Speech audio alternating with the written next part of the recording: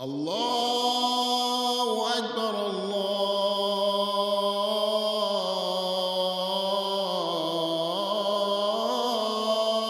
أكبر الله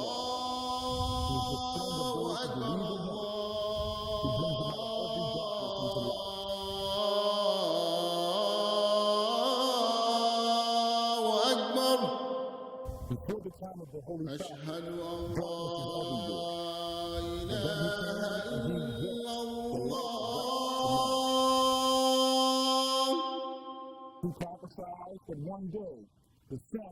أشهد أن لا إله إلا الله.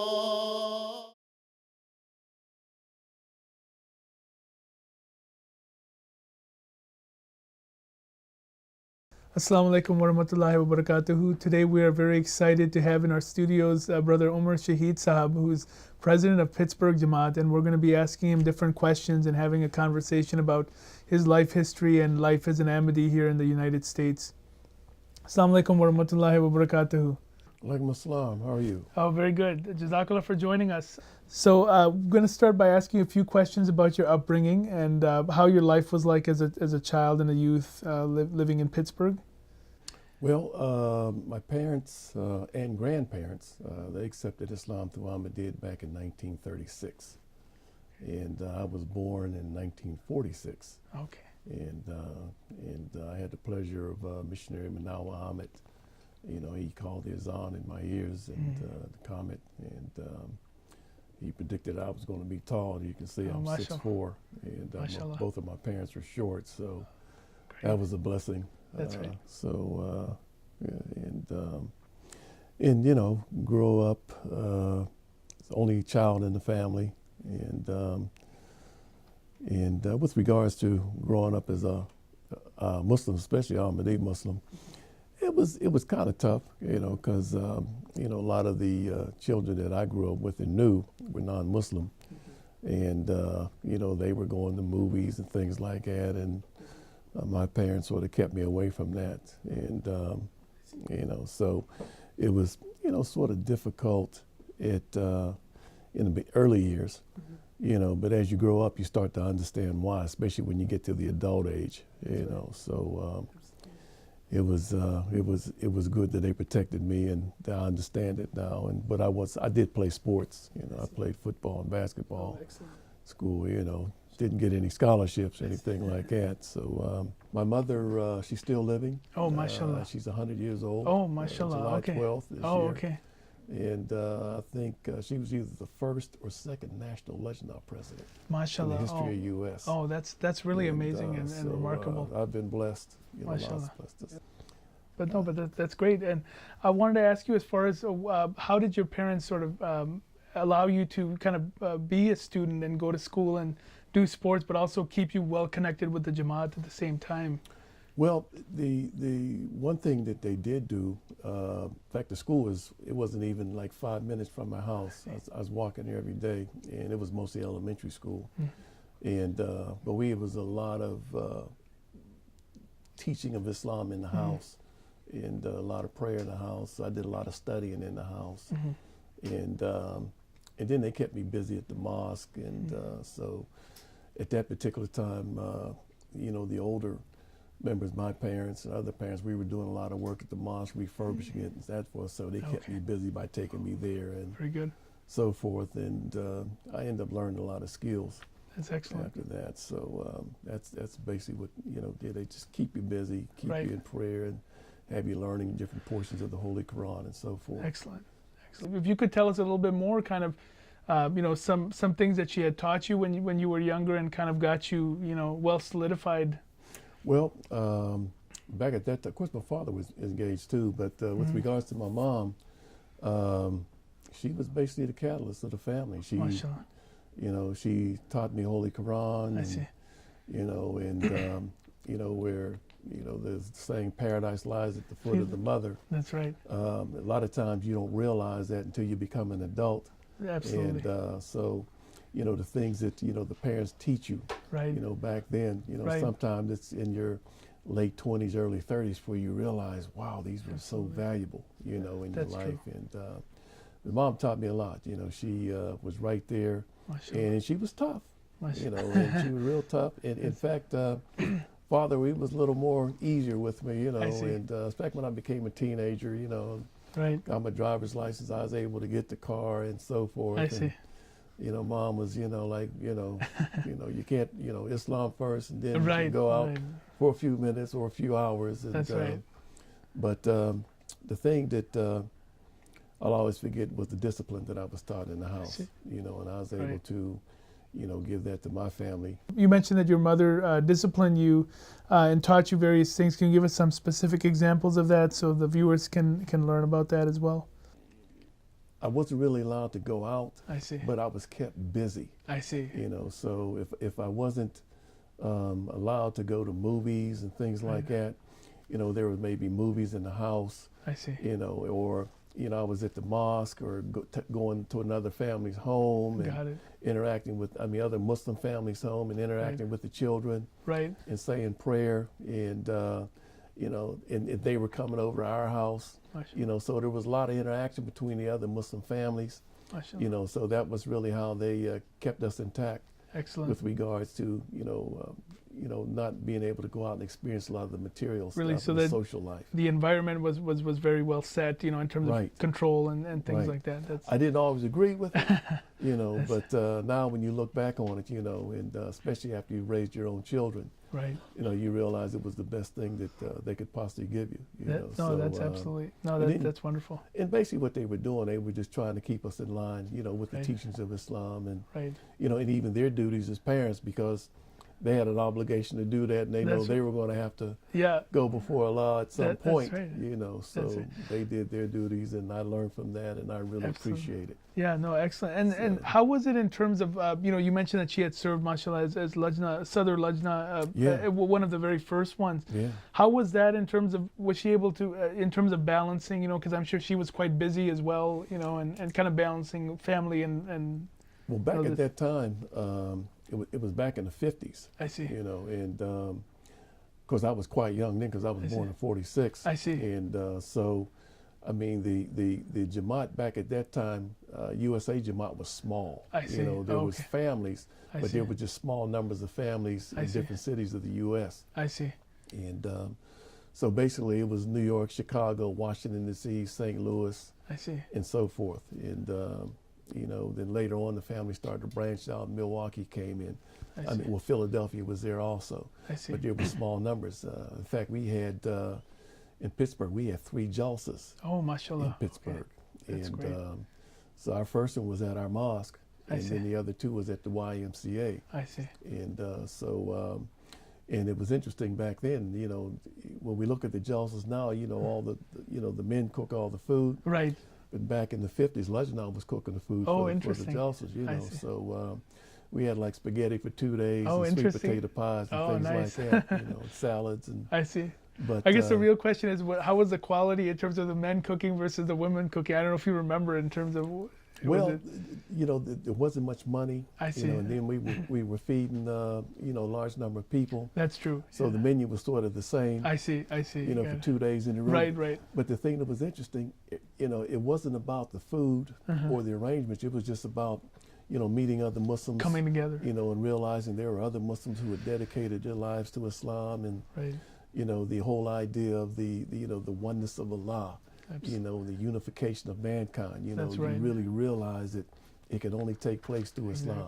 Kind of getting You know. re-centered, you know, in that sense. Right. Mashallah, that's You great. know, and back at that time, you know, in fact, the first convention, we received a letter from Khalifatul Masih Sani. I see. You know, the letter came directly to Pittsburgh. Mashallah. And in fact, I wish I had that letter to read. I see. You know, but he blessed that Jalsa, and it was just, you know, I could go back. I could go all the way back sometimes to the late 40s, early 50s with a lot of the history. Mashallah. You know, I remember Muhammad Zafrullah Khan. Oh, May mashallah. Allah bless his Yes. soul. He came to our house. We Wow. were living in the projects. Oh, interesting. And I this see. was back in the 40s. I see. And That's amazing. Yeah, he came and ate dinner with us. Wow. You know, we only had like a 2-bedroom in the projects. Oh, I see. Wow. You know, Okay. and so I remember him asking my mother, you know, well, what can I do to, you know, thank you for this food I that see. you gave us, you know, Right. and Mom said by coming back. I see. So he said, inshallah. MashaAllah. But we had a relationship with him. I think it was up until I think he was 99. Because Oh, when wow. Mom went to Qadian, I see. she stayed in his home Oh, wow. Okay. when she was over there. So I she see. went to Qadian, she went to Wow. Rabwa, and Wow. she had a chance to go and to the house where the promised Messiah was born. Oh, excellent. Wow. So she had all those experiences, and Wow. she's still here to talk about those No, experiences. that's amazing. I was going to say that it seems like really the zeal and the service for Jamaat started really from the beginning with her, and I'm sure it was passed along, over time. So, And Allah's really blessed her with good health. MashaAllah. No dementia, no Alzheimer's. No, that's what I was going to say. Many people, it gets harder and harder, but mashallah, Right. achieve that age. She must have really, really watched and taken good care of her health over the years. Yeah, And she writes Azur quite often. Azur MashaAllah. returns her letters, and in fact, when he came into Pittsburgh and he got out of the car, the first thing he did is he went over there and gave her oh, wow. his salams. MashaAllah. So No, that's that wonderful. it was just so historic. And the attachment with historical. Khilafat, I'm sure she's Yes. had over the years with so many Oh, of them, yes. Oh, as yes. different Khulafa, mashallah. Yeah. That's great. So, That's excellent. but that's something that we should all develop, Yeah. especially as Ahmadis, that relationship with the Khalifa, That's right. writing as often as we can. And when you were a youngster, how did you stay connected with the Jamaat and not drift, especially with the outside environment that you were experiencing at school or while playing sports? Well, I had a chance to go to school. I went to electronic school and Mashallah. went to college, and then I got drafted. Oh, okay. And I spent a year in Vietnam, I see. and by the grace and mercy of Allah, I was able to come back safe. MashaAllah. That's And then I got a couple rewards. I was that's awarded a the- Bronze Star over there, and That's great service to the country, yeah, which went is from private to Mashallah. Sergeant E5, and MashaAllah. so. But the one thing, it's the parents, Mm. that really create the condition for what the children are going to be later on in life. That's a good point. And that's the thing I think that the message that I would give, Right. for all parents, just remember those duties, follow the commandments of Allah, stay in touch with Azur, Right. and everything that he tells us to do, especially with regards to the children, Absolutely. follow those commandments. Absolutely. And it's really never too early to start. Everything, when you have that beginning, like yourself, mashallah, then it makes it that much easier down the line. Exactly, So, exactly. mashallah, that's Yeah. great. Yeah. So were you able to, did you have any particular experiences kind of in your own life, either in terms of through prayers or dreams that kind of further solidified or strengthened your faith? Well, I think the one thing I experienced over in Vietnam was, in defending myself and keeping myself alive. I was in the 1st Infantry Division. So naturally I had to engage in, taking people's lives and in order to stay alive. And I see. that's one thing I hope no one ever experiences, having to take a person's life out. And Those are seems like very tough conditions. yeah. So I mean, it's something that it really affects you, Right. especially being a Muslim, Right. because you've taken a creation of Allah away, Right. and maybe they were parents, maybe they had children, Right. but they were trying to harm me, so I had to, self-defense. Absolutely. But the thing that I did do, I had to pray for them I see. and ask them for Allah's forgiveness, Mashallah. in defending myself. But Right. that war had a large effect, Yeah. and that was a very major war as well, Right. So yeah. and then another thing, it was unnecessary, Right, because it was right. a civil war between the North and the South. Essentially, And, right. Yeah, That's right. we were basically over there protecting the rubber tree plantations that the French owned, So That's so. It seems like you Yeah. really had to rely on prayer to Oh, kind of no keep question. yourself No question. in the right direction. You're watching your friends get shot and blown up, and body parts all over the place, and Wow. I mean the prayer, and then the letter. I was constantly getting a barrage of letters from the members, I see. from Pittsburgh, Oh, and mashallah, that that's really great. helped out. Yeah, having that you know. connection and Yes. that's And, wonderful. So the prayers, I was getting photos, and Oh, nice. so that was. It helps when you have kind of the community is kind of strong and supporting the members. Right. It's very nice. In fact, that was the first time I missed two jalsas, I see. and that was the only time I missed them was when I was in the war. I see. So- I see. So in the armed services, but see. I fought for my country, and Right. I'm glad I did. And Excellent. So, and that's part of being a Muslim also. Absolutely. No, you it's know, very, and, very meritorious and great service. exactly. Was it ever tough to reconcile in your mind, kind of the having to go through, all that violence in the middle that you mentioned, or were you able to kind of? Well, I was obeying the law That's of right. the land in which I live. I That's was, it was something that we had to do. Yeah. I did that. I fulfilled that duty, and I was just thankful to Allah. I came back safe. Mashallah. And but it was about going back to being a Muslim. Right. After that. Right. And because you never lose the Islamic values that are taught. That's right. They never go away. That's right. And in fact, if you don't follow them, it becomes something that just weighs on your conscience. Exactly. Yeah. So. And it's really about the mindset, as you mentioned. When your mindset is on prayers and Right. doing things for the right reason, Right. then you kind of keep moving on. So. Yeah. Then the thing that's really interesting about prayer is, when you realize you're praying to Allah, and then you miss those prayers, it weighs on your conscience, Oh, yeah. and that's the way it's supposed to. Absolutely, yeah. You're missing something important. Exactly. Yeah. Exactly. That's great. Did you have any influential friends or any role models growing up that you looked up to and learned a lot from? There's two brothers in my life that I really felt had a large effect on me, and it was Muzaffar Ahmed Zafar from Dayton, Ohio. That's right. Yeah, I remember. And Munir Hamid from Philadelphia. Yeah, absolutely. They were two great mentors of mine, and they died at sort of a young age. I see.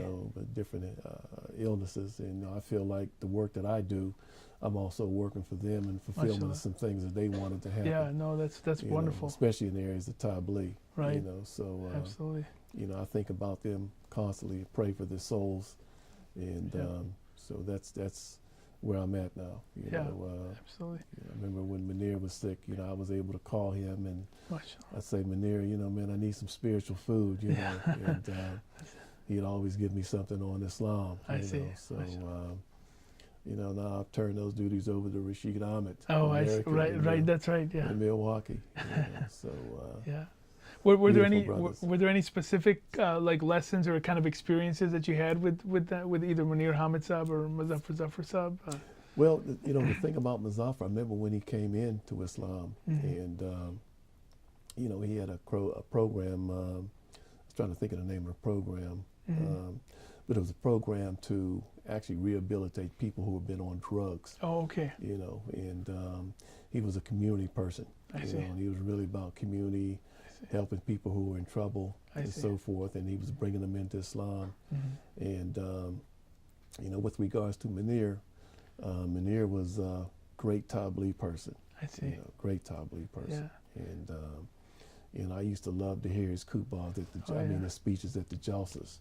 He'd give you those beautiful stories. You really felt it, you could tell he really got into it himself as well. Yes. That's right. Yes. Yeah, I remember those.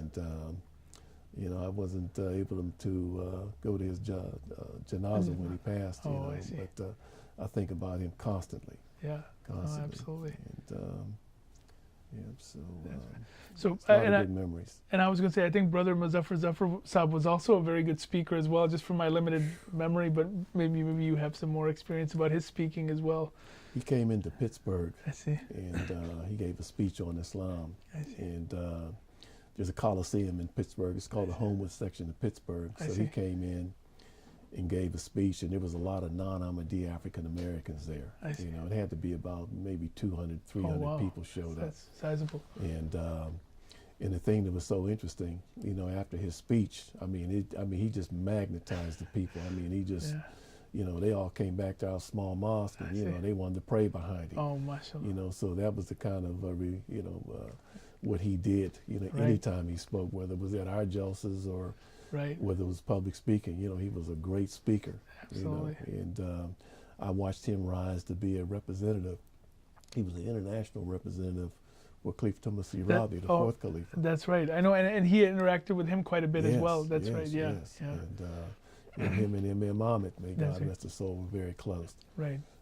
So there's a lot of good memories there. Yeah. And it was, in fact, there was I think it was two Jalsas in Dayton. The Oh, I first see, okay. Jalsa was in Dayton, Ohio. I see. First USA Jalsa. I see.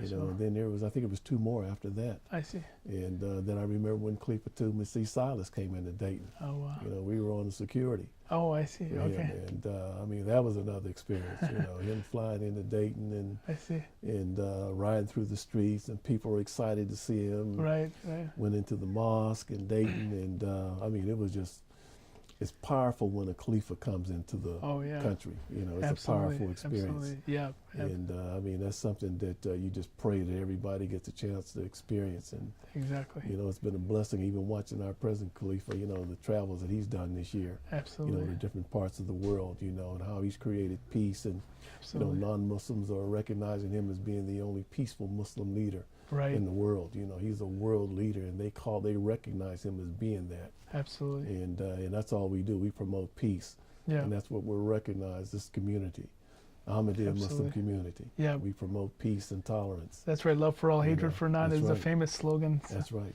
You That's know, right, absolutely. And so we walk the talk with regards to that. Absolutely. You know, and the whole world witnesses that, and they recognize us, and so we're obligated to keep that going the rest of our lives, and Absolutely. even teach our children to do that. Absolutely. You know, so, Sure. And how has your experience and relationship been with the various khulafa throughout the years? I understand you've had experiences with all three khulafas, Khalifatul Masih, 3rd, 4th, and 5th. Can you describe those? well, yeah, actually all three of them. Mashallah. I was mostly with Khalifatul Masih Saad was security, I see. Okay. but the Khalifatul Masih Rabi, I had probably about 4 or 5 different mullahs Oh, from him. mashallah. Okay. And then our present Khalifa, Khalifatul Masih al-Khamis, you Right. know, I've had 4. I think I've Mashallah, had 4 mashallah. mullahs. But That- the London, Yeah. that one in London, it was I tell you, it's you know, to be able to go there and see the love that the people have for him, That's right. and to be able to pray for him. I pray that all of humanity gets a chance to experience that, Absolutely. because I don't know of any world leader, and there may be some, Right. but I don't know of anyone that I know that influences people the way he does. Absolutely. You know, and they give him the proper recognition as soon as they see him. Oh, They know absolutely. that, It's you know, immediate. the truth is there. Yeah. You know, the honesty is there, and they know that he's a spiritual leader. You Right. know that they should recognize for that, Right. and even recognize our community. And, Absolutely. and, And really to see, it's really amazing in terms of Khalifatul Masih, both 4th and 5th have been in London really Yes. since 1984. So I'm Yes. sure you see how people work and the Right. environment and the atmosphere. And But you know, I think the biggest thing I've experienced is, you know, just about every week, an Ahmadi is being murdered or Oh, slaughtered yeah, in different parts of the world. that's right. You know, but yet we're still growing. You're right, you know, absolutely. And we asked, Azur's never asked us to retaliate against Absolutely. that. We just pray for the enemies. Right, We bury our dead. We say Right. the janazah prayer, right. and we continue, you know, to be Exactly. representatives of Almighty Allah. Exactly. You It know, really shows it's a representative of the testament. Holy Prophet Muhammad, peace and Sallallahu blessings alaihi of Allah be wasallam, upon him. Oh, And the thing that's interesting about that, there's no other humanity on earth that can experience that. absolutely. You know, so It's really important to have that perspective of no what we're question, going no through. question. And So yeah, we're the true ambassadors of truth. mashallah, yeah. True ambassadors of truth. We should really be happy and fortunate that we're in this community. Exactly. That's really inshallah destined to succeed. And Oh, no question. alhamdulillah. And then how was the Jamaat as you progressed? As you've seen it in Pittsburgh. Really from being born there to current. Can you describe to us how the Jamaat has progressed? Well, it was small. In fact, it was all African American. It was located in the city of Pittsburgh. Mm-hmm. And our first missionary, Manaw Ahmed Shaheed, he came in. Well, he came in 45, and in 47 he passed away. Oh, okay. And then our next Marabi to come in was Abdul Qadir Zagam, and he lived in the mosque for I think it was like 3-4 years. I see. And left, went back, and then Saeed Jawad Ali came in after that, next Marabi, Okay. and he stayed upstairs in the mosque, him and his wife and daughter. I see. So we had him for a few years, and the thing that was really interesting that we witnessed was that a lot of the non-Ahmadis, they accepted Ahmadi at first Oh, okay. before they left. I see. And in fact, the majority of them. And so that's one of the things that, now that you recognize as being such a powerful thing that to witness, because they're also doing a history of Islam in Pittsburgh. That's right. And they all recognize the fact that Ahmadiyya was the first Excellent. Islamic community in Pittsburgh. MashaAllah. MashaAllah. Yeah. So you mentioned that some people were kind of maybe drifted away after joining. So was that due to the environment you were around, or was it just hard to kind of stay connected? Well, the thing that's really beautiful about our community is that it's a disciplinary community, under the leadership of our Khalifa, and a lot of back at that time people were poor. They would come in, a lot of them were drinking alcohol and this and that, and they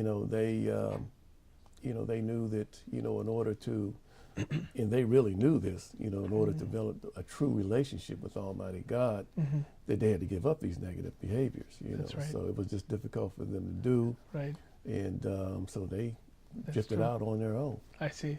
I see. and started their own communities. I see. And, so that's basically what happened. I see. But it was all behind the discipline. Right. Right. Exactly. And And did you have any particular friends that you were close with that either had joined or maybe drifted? So was it difficult or more? Were they more influential or? well, back then, the parents were there, and the children were there. And once the children once the parents started passing away, then the children started drifting away. Oh, okay. And that's basically what happened I back see. then. And some came back, I see. but a lot of them went to Christianity. I see. So and then the thing that's really interesting is that when you see them now, and you speak to them and they still know that we're practicing Islam, Right. they remember that relationship they had. That's right. It comes to them automatically. Right. Right.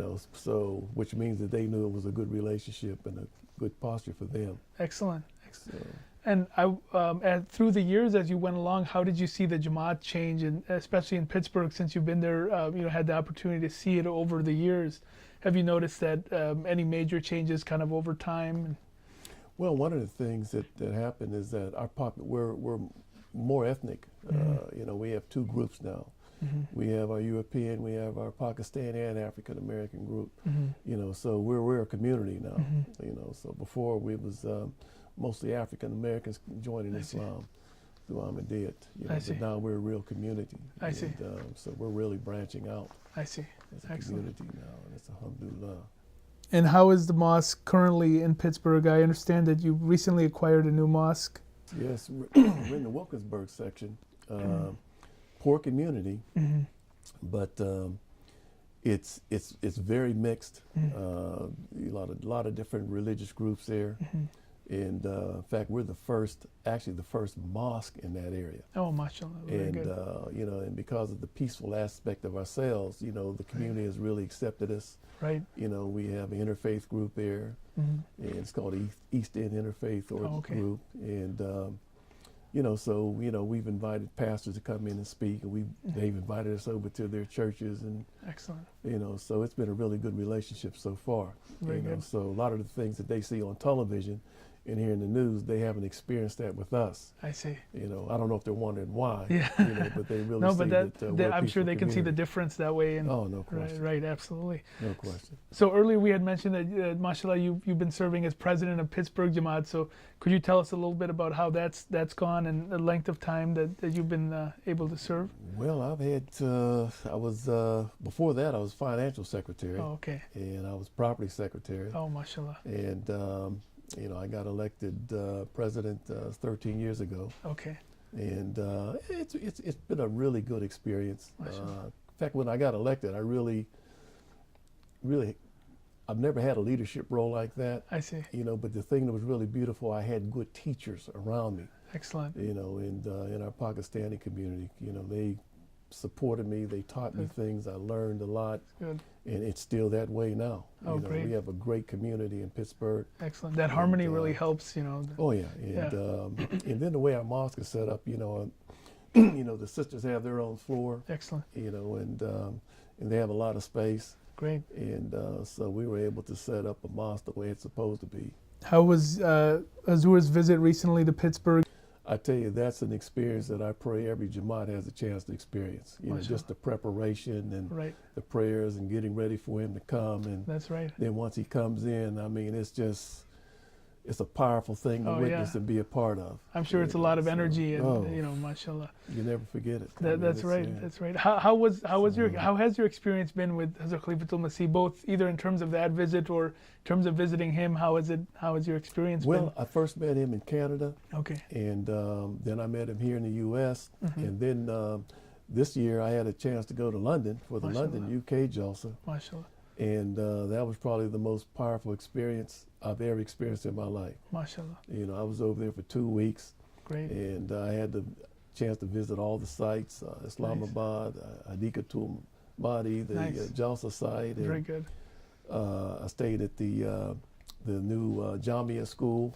That's where we all stayed at. In fact, the whole U.S. delegation stayed there. Nice.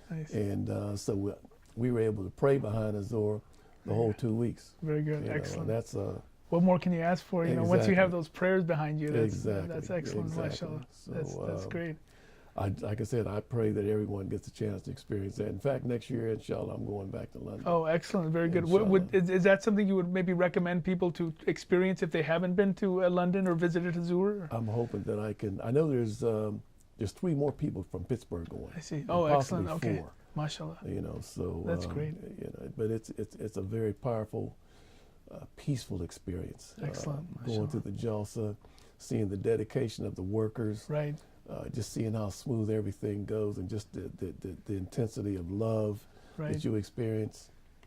It's really that international feel with the world comes to it as an international jalsa, so it's nowhere else on earth you experience that. That's right. And I'm just blessed. Excellent. To experience it, and so I tell everyone as many Ahmadis as I can, even non-Ahmadis. Right.